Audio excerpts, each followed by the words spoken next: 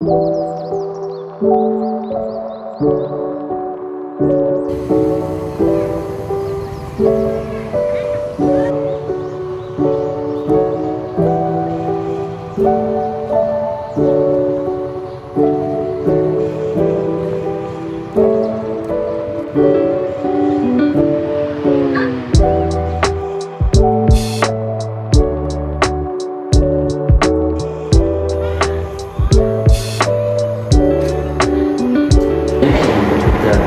wawancara dengan Bapak Ibu dihiasi dengan persoalan sendiri.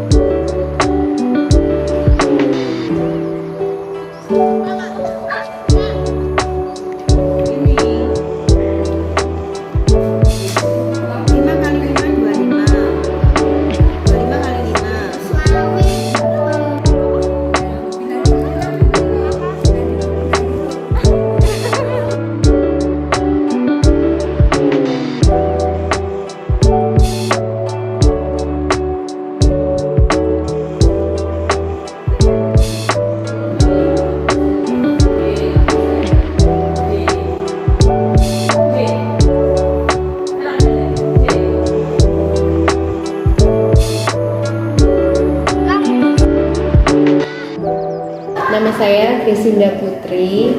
Saya di sini sebagai guru kelas 6. Tantangannya kita harus tahu karakteristik anak, karena kan di SLB itu anaknya memiliki karakteristik yang berbeda-beda. Jadi satu kelas itu biasanya tidak semua mengalami hambatan yang sama. Kemudian bagaimana guru dalam pengkondisian kelas. Kan biasanya anak-anak tertentu harus ada treatment tertentu juga. Jadi kita harus bisa memegang semua anak dengan karakteristik yang berbeda-beda itu. Sebenarnya kalau pantangan mungkin untuk semua guru tuh sama ya, kayak yang penting kita mengajarkan sopan santun kepada anak. Jadi sebisa mungkin kita bisa berperilaku sopan juga di depan anak. Jadi kalau kita kan dicontoh anaknya, jadi kita tuh harus memberikan sopan santun. Misalnya kita sama anak suka berkata kasar, nah nanti anak-anak kan jadi ikutin. Nah sebisa mungkin kita harus berkata yang baik agar dia juga mengikuti yang baik. Statusnya beda-beda ya. Kalau untuk anak yang laras, kalau misalnya dia melakukan kesalahan ya kita langsung tegur.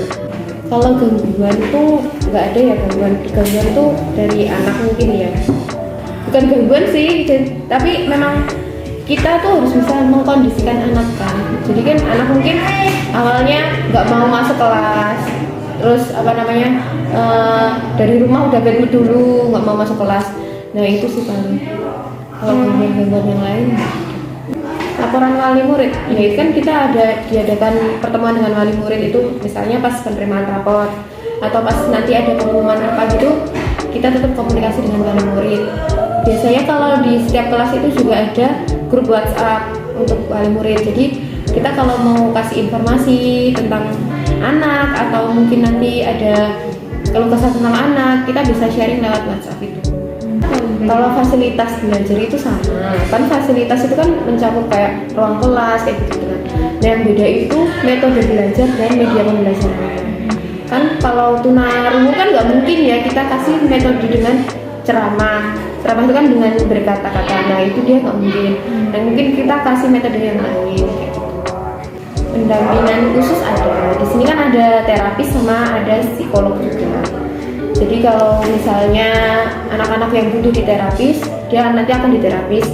Terus kalau misalnya ada keluh kesah guru, mungkin guru punya keluh kesah tentang anaknya, nanti bisa konsultasikan dengan psikolog, atau orang tua mungkin yang butuh apa ya, butuh konsultasi juga, nanti bisa sama psikolog. Kalau di sini sangat-sangat ada perbedaannya, karena kan dulu waktu masuk itu waktu pembelajaran biasa ya, pembelajaran biasa itu kan mulai dari jam setengah 8 sampai mungkin sampai jam 12 ya, zuhur. Itu anak tuh fokus belajarnya tuh masih mau. Nah sekarang kan karena udah lama pandemi, selama 2 tahun ini kan mereka belajar paling cuman dari jam 8 sampai jam 9 atau 1 jam sampai 2 jam. Nah sekarang kan udah mulai masuk setiap hari.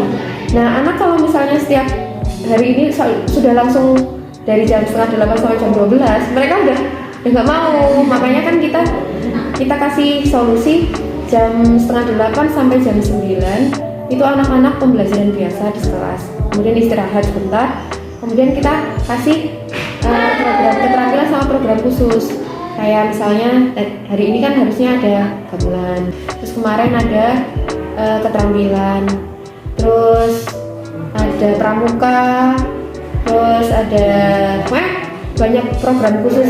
Program khusus itu kayak kita ngasih misalnya kemandirian, terus agar dia bisa mandiri, agar dia bisa bersosialisasi dengan orang-orang di sekitar kayak gitu. Kalau di sini anak-anak, nah di sini ada anak yang mungkin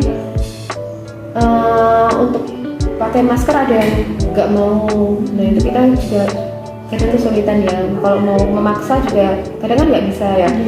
Anak-anak seperti itu kan ya maunya sendiri, ya kadang dipakai, kadang enggak gitu. Kalau cuci tangan mau, cuman kalau masker itu yang susah, jaga jarak. Nah kan kalau selama pandemi yang kemarin itu anak-anak masuknya cuman dibagi kloter, ada kloter pagi sama siang, terus tidak masuk setiap hari. Jadi satu kelas itu misalnya ada 5 anak, jadi nanti dibagi 3 sama 2 gitu. Tapi kan karena sekarang sudah masuk 100%. Dan kalau saya sendiri kan dari dulu emang suka sama dunia pendidikan, apalagi sama anak-anak. Nah kalau karena kebetulan banyak saudara-saudara kan yang mengajar di SLB, jadi dari waktu aku SMA terus mau masuk kuliah tuh aku udah tahu anak-anak berkebutuhan khusus. Itu aku kayak terpanggil tuh, asik ya kayaknya untuk mengajar anak-anak berkebutuhan khusus. Makanya terus kuliahnya aku ambil di pendidikan luar biasa. Sampai sekarang kalau ditanya apa sih motivasinya ya, karena aku suka mengajar anak-anak itu gitu. Harapan untuk anak-anak ya semoga dia bisa bisa terus diterima oleh masyarakat. Kan banyak ya anak berkebutuhan khusus yang dipandang hanya sebelah mata sama orang lain. Nah harapan saya tuh anak-anak itu bisa bersosialisasi dengan lingkungan sekitarnya, jadi dia bisa mandiri. Walaupun mungkin mereka memiliki keterbatasan kemampuan, seperti mungkin IQ-nya kurang, setidaknya walaupun dia tidak bisa membaca, tapi dia bisa bersosialisasi dengan lingkungan sekitarnya. Dia bisa bertetangga dengan baik, dia tetap memiliki sopan santun, dia memiliki kemandirian juga. Karena kan anak berkebutuhan khusus itu harus bisa mandiri, jadi biar seperti anak-anak pada umumnya. Perkenalkan, nama saya Muhammad Fajar Rusanto. Saya berasal dari Magetan, Jawa Timur. Dulu saya lulusan pendidikan kepelatihan olahraga dari Universitas 11 Maret tahun 2019. Tentu tantangannya sendiri berbeda dengan mengajar di sekolah umum pada umumnya, di sekolah negeri atau sekolah pada umumnya. Di sini saya sendiri lebih menyesuaikan bagaimana beradaptasi dengan anak-anak, seperti itu aja. Jadi proses adaptasinya yang lebih berbeda. Tantangannya saya rasa nggak ada sih, cuma saya sendiri aja yang harus banyak menyesuaikan diri dengan kondisi anak dan lingkungan sekolahnya. Ada beberapa, tapi masih di batas wajar aja, seperti ya kayak apa ya, anak misalkan tidak berseragam lengkap dan sebagainya, oke itu nggak apa-apa, udah wajar dan nggak apa-apa. Terus yang penting mereka masih mau mengikuti pelajaran. Terus misalkan mereka malas atau nggak semangat, ya oke kita menyesuaikan bagaimana mengajak anak-anak biar ikut dan tetap mau ikut pelajaran, seperti aja. Gangguan dari luar itu misalnya ya kayak Tony itu sebenarnya kan dia udah lulus, tapi kesini wirawiri minjemi alat permainan bola seperti ini kayaknya sebenarnya sedikit mengganggu, tapi nggak banyak, sedikit mengganggu aja. Jadi ikut ngabani, ikut memberi komentar dan sebagainya kayak gitu dari luar. Internya mungkin dari sarkas, sarana kita olahraga masih banyak yang kurang, jadi anak-anak nggak bisa bermain secara, nggak bisa menggunakan alat-alat olahraga secara leluasa gitu aja. Tidak, saya mengusahakan untuk tidak olahraga yang sifatnya berat dan kontak fisiknya terlalu riskan atau terlalu bahaya. Saya menghindari itu aja karena menyesuaikan kondisi anak, tidak semuanya bisa olahraga yang sulit dan berbahaya seperti itu. Ada kayak yang kelas 11 itu siapa, Lia itu harus sudah mengikuti kelas juga ketika saya mengajar olahraga, jadi saya harus berdua. Motivasinya ya tentu saja mengabdikan ilmu saya sendiri, karena saya juga lulusan olahraga, mengaplikasikannya juga perlu, dan menyenangkan juga mengajar anak-anak khususnya di SLB. Banyak tantangannya dan banyak hal baru yang saya pelajari di sini seperti itu. Pas saat pandemi dulu kan sistemnya gantian rolling masuknya, jadi olahraga itu nggak jalan selama 2 tahun itu. Jadi olahraga nggak ada sama sekali nih, nggak ada sama sekali olahraga karena ya bergantian. Kalau per kelas olahraga kan juga susah, nggak bisa berinteraksi, cuma sedikit anaknya. Jadi saat pandemi itu kesulitannya. Nah, sudah pandemi kan perlu penyesuaian dari awal lagi. Anak-anak jadi agak kurang semangat, itu biasa karena masih penyesuaian awal. Setelah pandemi ini baru mau mulai pelajaran seperti biasa kan juga perlu penyesuaian dan memacu semangatnya anak-anak itu. Harapannya dari mapel olahraga sendiri ya mereka terfasilitasi dari segi olahraga, nggak bosan di kelas terus, jadi mereka punya kayak rekreasi, menyalurkan gerak mereka di ketika pelajaran olahraga, terus sarkasnya terpenuhi seperti itu aja. Mungkin kalau mereka berprestasi bisa olahraga atau ikut prestasi atau lomba di luar seperti itu aja.